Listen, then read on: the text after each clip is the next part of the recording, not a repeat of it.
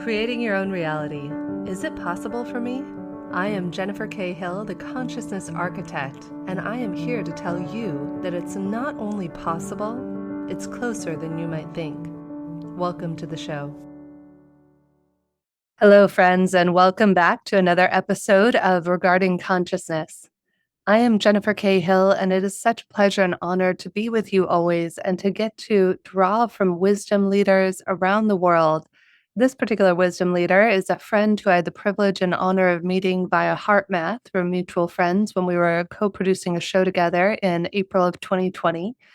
Dr. Philip Mary is an extraordinary human being who is the foremost expert in the world on synchronicity in business.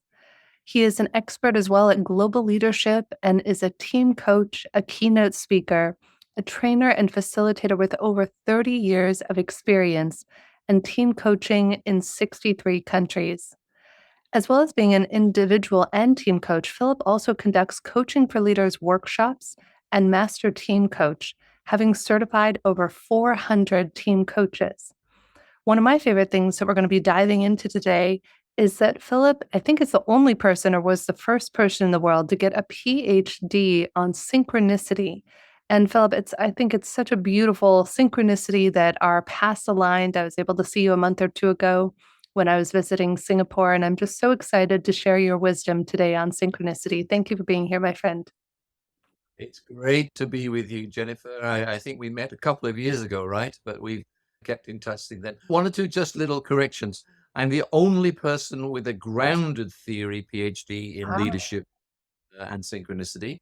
And I don't know whether I'm the foremost expert in the world. I think there are lots of other people have dived into synchronicity, but I'm certainly the first with a particular view on synchronicity and how to take it out of the woo world. Because, sometimes this stuff gets into new age stuff in a way that makes people feel it's not relevant. So I guess I'm dedicated, Jennifer, to get people to see the practicality of synchronicity and how it affects our lives. I think that's beautiful. And thank you so much for correcting me on that, Philip. I like to ad lib sometimes and I go a little off script. So I appreciate you correcting me. We don't want to misinform our listeners or viewers. Philip, what's that? Say, never like to say that I'm more than I am. So I'm certainly one of the experts, but not the only one. Yeah, fair point. Humility is a beautiful trait and one of the many that I admire in you, my friend. So, for our listeners and viewers tuning in who might be scratching their heads and saying, what is synchronicity? What are Jennifer and Philip even speaking about? Can you speak to that a bit? Sure. Synchronicity, Jennifer, is pretty simple to me. And it sounds fancy when you say synchronicity, but it literally is times in your life when you need something and suddenly it turns up in your life without you doing anything. Simple example, here in Singapore for my business, at one point I needed $15,000 to balance the books. 10 minutes before 4, way back 10, 15 years ago. And what happened was at 4 o'clock, I got a call from a colleague of mine in Amsterdam saying, could I go to Beijing to run a workshop? And he said, and also you'd be pretty pleased, the fee is $15,000. 10 minutes before 4, I need $15,000. 4 o'clock, it turns up. So that's a pretty dramatic one. But everybody has those times when they're thinking of a friend. And suddenly 2 or 3 days later, they get an email from the friend to be in touch. So synchronicity is literally when there's something on your mind, big thing or small thing that you need in your life, and suddenly it turns up. Okay. So it's funny. I'll give an example of mine that happened the other day, and I thought it was very apropos since we were speaking today. As it was, a friend of mine here in Lisbon and I went out for breakfast, and just that night, it's very hard to find good open restaurants on a Sunday evening, and yet we wanted to take dear friends of ours out to thank them for all the gifts they'd given us. So the night before, my husband finds this restaurant called Essencial, which we had never been to, didn't know existed. So I'm seeing my friend Danelle for coffee on Sunday. And she says, what are you doing tonight? I said, oh, we're going to Essencial. She's, what? You'll never believe it. I literally just told my best friends that is the next restaurant on my list of places I want to go in Portugal and Lisbon. And so it was a beautiful synchronicity, though I can feel also that inquiring minds want to know, what's the difference between synchronicity and a miracle? Nothing. Nothing. In Oh, I was not expecting that answer. my book, I actually even say synchronicity is about those little miracles waiting to happen. So behind every synchronicity is a miracle waiting to happen. Now, obviously, Jennifer, they've got different roots and different definitions and different histories, but I like to make things simple. I think there's not much difference between a synchronicity and a miracle. Lots of studies in synchronicity and comparing to many different topics, but it's those little things that turn up that you didn't expect. How do we create or how do we find more synchronicities and miracles in our lives? Open your eyes and look for them.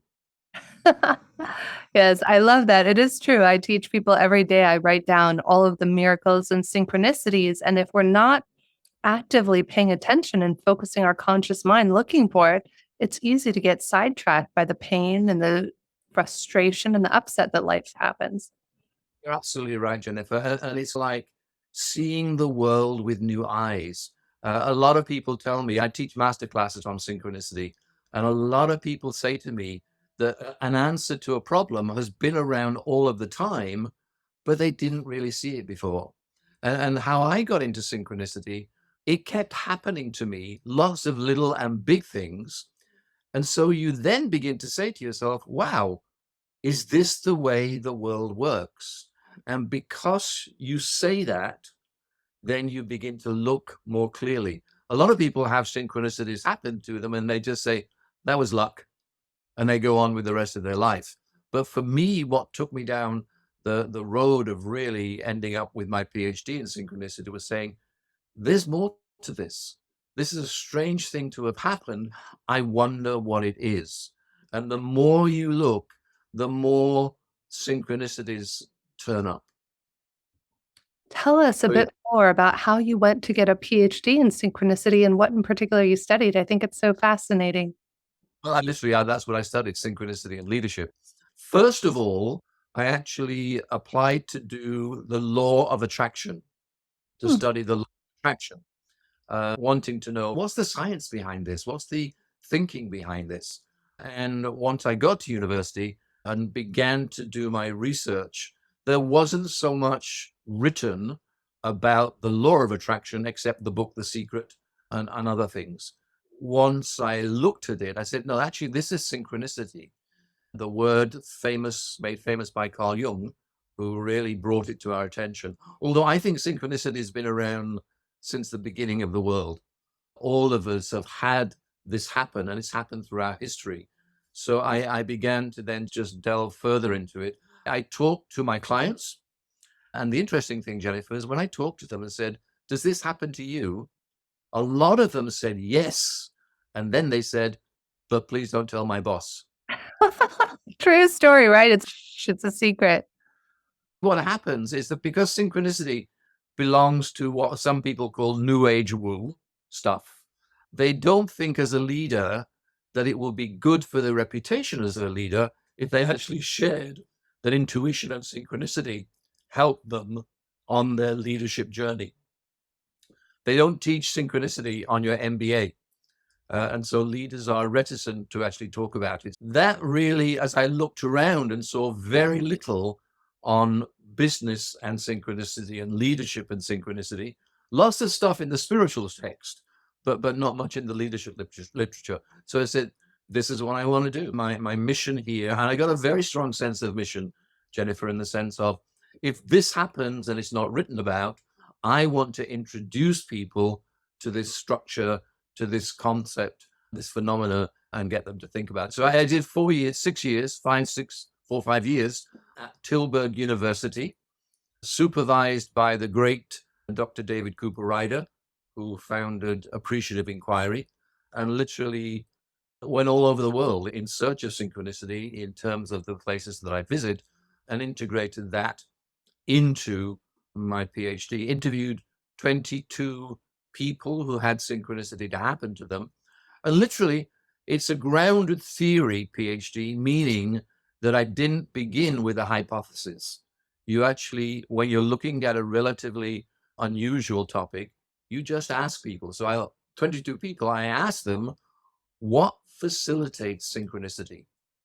and literally had 200 pages of data around what are the types of things that facilitate synchronicity, and then built a model called the 9 keys of synchronicity around those answers that I got from my fieldwork. Does that Mm, make sense? 100%. And let's dive in. Everybody wants to know, tell us about these 9 keys to synchronicity. What are they and how can we harness them? I discovered from the data, as I began to extrapolate from the data, there are 3 types of keys to synchronicity. One is 3 keys when you discover synchronicity, 3 keys when you integrate synchronicity into your life, and 3 which are mindsets.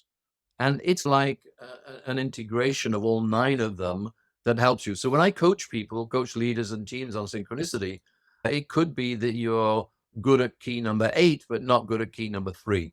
So I'm using it as a coaching tool, as a way of analyzing and getting more synchronicities happening to you.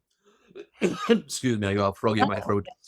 So key number 1, be curious about out of the blue events. As you begin your day, as you're going through your day, and you notice, what the heck was that? Why did that turn up? Or you may actually be standing at a bus stop or at a train station or at an airport, and you've got this strong desire to talk to this particular individual. You don't know why, but you just, where are you going today? Where are you from? Et cetera, et cetera. And very often they begin to say something to you that is important to you, important for you to know. There was a guy who hated synchronicity, hated anybody talking about synchronicity, and said it was nonsense. And during COVID, he actually was on a plane trip somewhere in the US. There was nobody on the plane except him and this other guy. And so the crew put the 2 of them together on the same row. They weren't particularly extrovert, but they just got chatting to each other because they're only people on the plane. And the guy found that the person on the plane was expert in a unique topic that he'd been looking for in his research for 10 years. He just got talking, and then that happens. Always be curious. And I know you are, Jennifer, as you go through your life, what turned up that has got your attention? The second key relates to, and these are all in what I call the discovery keys. The second key is connect the dots. So if you suddenly see somebody and you're minded to talk to them and they give you some credible information, connect the dots. Where is that in your life? The third key is act on your intuition. And remember, these all came from the 22 people I interviewed around what facilitates synchronicity. A lot of us have intuitions that we don't act on. And so the very important issue to key number 3 is don't just have the intuition, act on it. So those are discovery keys. I'll share the others, but any questions on the discovery keys, Jennifer? I just love it. It's so true though, when you start to look for it and you bring your awareness to the fact that there are synchronicities, they begin to bubble up. To your plane story, I remember over a decade ago, I was flying, fortunately, in business class on my way from LA to London. And I had been wanting to build schools, Philip, for the longest time. And I'd given up on my dream. And this woman sitting next to me, we start chatting, as you often do. We start talking, and it turns out she's the executive director of Tony Blair's organization. And they're trying to implement like global schools and how to do it. And I actually wound up collaborating with them for a couple of years. And it actually got me on my path to eventually building my first schools. Cool, cool, very cool. And that's the issue, that you are the sort of person who has consciousness to know that there's something else going on. So many people lose out because they say, just luck, nothing to it, just luck. So those discovery keys are really important. And what happened to me and happened to the people I interviewed, they didn't just say it's luck. They said, something's going on here. And all of us, when a synchronicity happens, we have those goosebumps or the chills down our spine and think, wow, what happened? And celebrate the synchronicity is key number 4. So Mm. it's about saying, give thanks to whoever your God is or wherever your deity is or wherever it might be. Say, this is incredible. Thank How you. does how does this celebrate the awe of it? That's key number 4. Key number 5, be a servant citizen. So many of the people I interviewed for Synchronicity said they seem to flow more when you're involved in serving and helping other people. And that was just one of those kind of crazy things. Look for ways that you can serve other people. There are synchronicities there. Key number 6 is something that you and I have in common, Jennifer. Set your intention with heart-brain coherence. And heart math is so much part of this. I first discovered heart math in 1999, and obviously I've done a lot of work with heart math since then.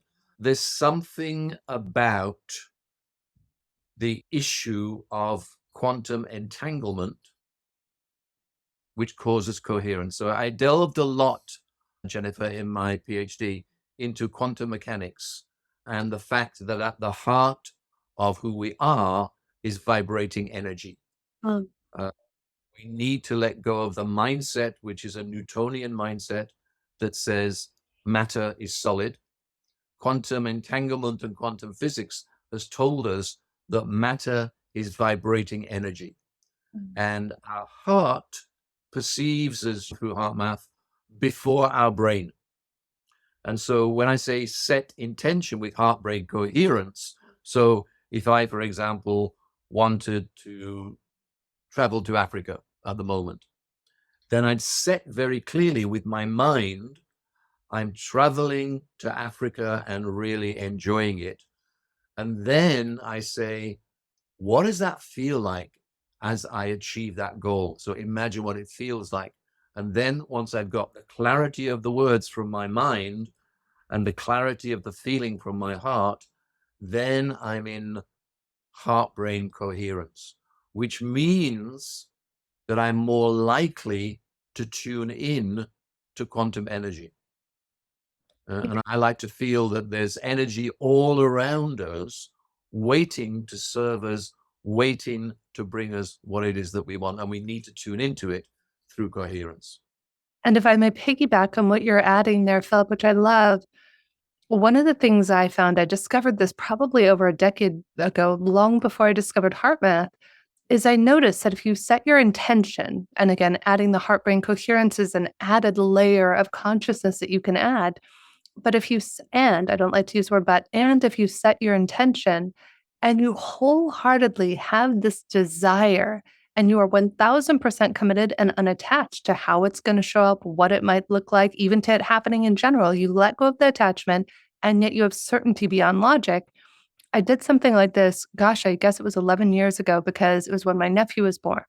My sister was living in South Africa, and it's if you ever tried to go from Los Angeles to South Africa, it is 30 hours of travel. And so I said, you know what? I just started my business. I had no reason why I should be able to afford a business class ticket. It's $10,000. I priced it out round trip on Emirates via Dubai. And so I started talking about it, Philip, and I said, I don't know how, if I have it all my way, when I have it all my way, somehow, some way, I'm going to be provided the means to travel business class on Emirates from LA to Dubai, down to Cape Town and back. And I said, I can't fathom how. Maybe a big deal comes in, maybe money, because I'd priced it out and 10,000 was no small amount. And 2000, I think it was 13 or so. So this happens, Philip. And for months, I'm saying this, and I haven't booked my airline ticket. The rest of the trip is booked. And 1 month before I'm supposed to fly, Philip, you cannot make this up. Talk about synchronicities. Out of the blue, I get an email that should have gone to my junk from an airline partner I have a credit card with called Alaska Airlines. And they said, oh, we just partnered with Emirates. And I was like, what? And so I call up immediately the woman who works at Alaska Airlines. I said, ma'am, I'm a card holder. I think I have some points with you guys. I just saw you partner with Emirates. Yes, ma'am, we certainly did. What can I do for you today? And I said, well, I'm just curious. Is this good if I were to fly from LA to Dubai and Dubai to Cape Town and back? is that possible using points? And she said, oh, of course. Yes, it is. And I said, oh, that's amazing. Hey, do I have enough points? Oh, yes, ma'am. You definitely have enough points. And I said, oh, great. Could you tell me, in addition to the points, what the cost of that ticket would be to pay in taxes? Just give me a moment, clickety clack. And then she's $120 US. It cost me $120 to fly. But I had that certainty. I just waited and patiently waited for the right opportunity. And what are the odds? Spectacular. Great story, Jennifer. And that's synchronicity. A lot of people think it's just this complicated thing. But actually, if, as you and I know, believe this, there is quantum energy and there's quantum coherence, there's an energy surrounding us that we can tap into, then these things happen. And then you've just reminded me, my wife and I were going from Singapore to the UK, and we were in a very packed economy class. And I just said to myself, I really would like to be in business while we were on the flight. Well, it was no dramatic, I'm setting my intention. I just said, I really would like to be in business. 1 minute later, above our seat came this noise. And it was really disturbing to hear the noise. You know, it affected our hearing and blah, blah, blah. I called the steward, and the steward said, yes, how can I help you? I said, this noise above our seat. And they said, oh, yeah, that's weird. He stepped one space forward, no noise. One step backwards, no noise. He then said, just 1 second, let me call the captain. The captain came. And yeah, I don't know what the captain was doing. Maybe he thought we were trying to do whatever, invent things. And he said, oh, yeah, weird. I can hear it too. Gosh, that's difficult to travel with.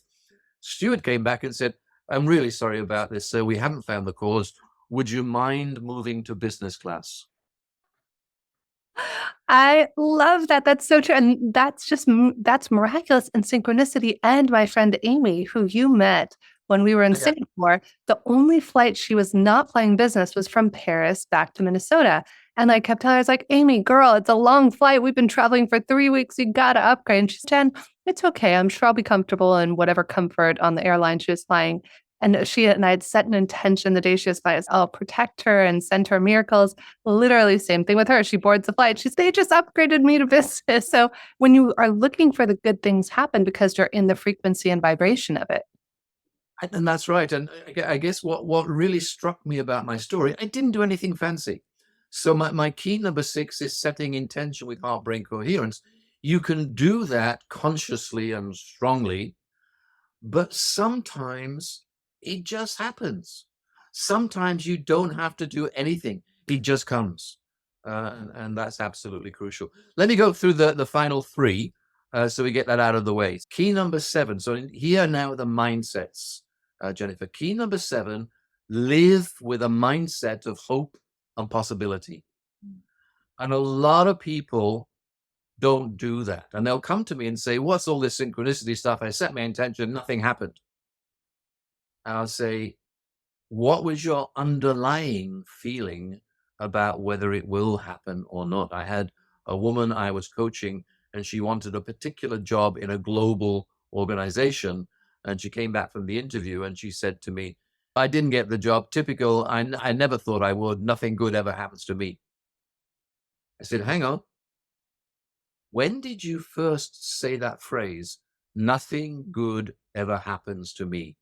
And she immediately said, when I was 7 years old, my mother said, your brother is much more successful than you. You are not going to be successful. Nothing good will happen to you like your brother. And she kept, now the mother loved the daughter, but there are so many people screwed up by mindsets they carry from childhood. She'd taken this with her in her 35 years as a mindset of nothing good happens to me. I'm not lucky. So what we did over a period of time in my coaching with her got her to reframe and give the opposite to nothing good ever happens to me. At the end of our period of working together, she actually got the job that she wanted. And it's a crucial one because setting intention, a lot of people give up if when they set the intention, nothing happens. But if you've got an underlying mindset, that will sabotage the synchronicity. I don't know exactly the physics behind it. But if you have a mindset of, oh, typical, I lost again, always happens to me. So key number 7 is really crucial. Key number 8, merge in the present moment. A lot of us worry about the past, worry about the future, but it's in the present moment that synchronicity exists. And I often say to people when they want synchronicity to happen and something's going wrong for them, I said, stop, move away from your desk, go walk outside and just merge with this energy that's all around you that wants to help you. And then key number 9, this is a tough one, Jennifer, but a lot of people in my research said it's the Holy Spirit or whatever it was, something about God, but it's difficult to connect with God because many people are not religious. So I just called it connect with source, meaning something outside of yourself that's somehow on your side. And so literally those 9 keys came from research of what facilitates synchronicity. And I just play around with those 9. Sometimes you need to follow all 9. Sometimes there may just be one of them that's really sabotaging synchronicity for you. As I'm now working both with individuals, I've now got a program called Team Synchronicity, and I'm beginning to now explore with teams how they tap into synchronicity as a team to be able to attract to them what they want to attract. Yeah, I I'm sure think, yeah, it's so beautiful what you just shared there, Philip. And I want to backtrack to key number 7 that you were talking about, being hopeful and open to you possibilities and how mindset can drive that. I do a lot of, hope what's that? with hope and possibility, though I chose the words very specifically. Not just think about it, hope for it, but live hope and possibility. Love that. Thank you for that distinction. So live hope and possibility. And to the example of the person you said who didn't get the job, I think I understand why physiologically that happens. There's a talk that I often do on resilience. And in doing so, I talk a lot about perspective. One of the things I share in perspective is that from a scientific standpoint, every moment of every day, we have billions of bits of information at a subconscious level bombarding us. At a conscious level, though, we're only actively participating and choosing to perceive about 50 to 120 bits, according to leading science. And so the analogy that I would use that I think ties into this number 7 attribute that can sometimes trip us up in life is it's like having a miner's helmet. And that miner's helmet has this itty bitty, teeny tiny little pen light on it in this pitch black warehouse that you're walking around. So you could be walking around in this infinitely wide, pitch black warehouse. And the only thing you will ever see, Philip, is whatever your miner's helmet is looking for. So if by the very nature of somebody saying, it's not fair, I'm never going to be successful, that little pin light is only ever going to be able to identify the parts of that story that validate that reality because that's the direction the miner's helmet is pointing. And that's so true, Jennifer. The other thing, based on what you say also, is remember that people aren't always aware that they have this mindset. Yeah. This woman, just all her life, she'd say, I never meet the right guy. Oh, I never get the right job. That's just me. That's just life. But helping them and I help people really explore key relationships in their life and say, what is it you got from that relationship? And she was able straight away to say, age 7, my mother said that to me. So she knew it, but she didn't connect the dots in the sense of that's how she was living her life. And so it's a great example that you've chosen. That little pen light, you're not always aware that there's even a light there. Mm. But once you become aware of it, and part of our job, I'm sure your job, Jennifer, and I know mine, is we're here to help make visible those negative mindsets, which sometimes are blocking and sabotaging connection with consciousness. Yes, and the last thing I'll add to that, Philip, the cherry on top is to have accountability buddies, have friends, have committed listeners. It could be your spouse, your best friend, your coworker. Have people who listen for you to speak into existence the synchronicities and miracles you desire. And just like I audited myself earlier when I started to say the word but, that's only because I have committed listeners. It was funny, I was at brunch with a girlfriend this weekend who's a brilliant female entrepreneur. And a few days before that, I had been telling my husband, "Oh, honey, watch out for it. I noticed you said something that was a little judgy bunny." And he said, "Oh, thank you, my love. I appreciate you bringing that to my attention." Completely unconscious. My husband was at breakfast with my friend and I. We're sitting there, Philip, and I was judging somebody and I didn't even realize I did it. And my husband then reflected to me the same feedback. But that's the amazing thing. And in that moment, I was like, "Oh my God, my love, thank you for bringing that to my attention." I was unconscious and I didn't even realize I was doing it. That's so cool, Jennifer. It's so important to realize that the words we say, our subconscious is listening. I'll very often, especially when I'm coaching, I'll interrupt people in the middle of their sentence and say, hang on, stop, because that won't help you move forward with what it is that you want to move forward with. My wife and I were doing a women's leadership workshop with the UN. And at the beginning, the women were telling their stories of stuff that had happened to them. And this woman said, and that happened to me and it was awful. But what can we do? It's a man's world. And so right at the beginning, I say, hang on, let me just tell you what happens when you say things that your subconscious picks up. If you say it's a man's world, then you are perpetuating that thought. And so we worked together as a group and said, how can we come up with different words that you're going to think and you're going to use? And what they came up with is to say, it's a man's world, but that's changing. I love it. And that's it. If you say it's a man's world, you'll just continue thinking that, and that will attract to you situations where, people are against you for that. Ian, the book is here.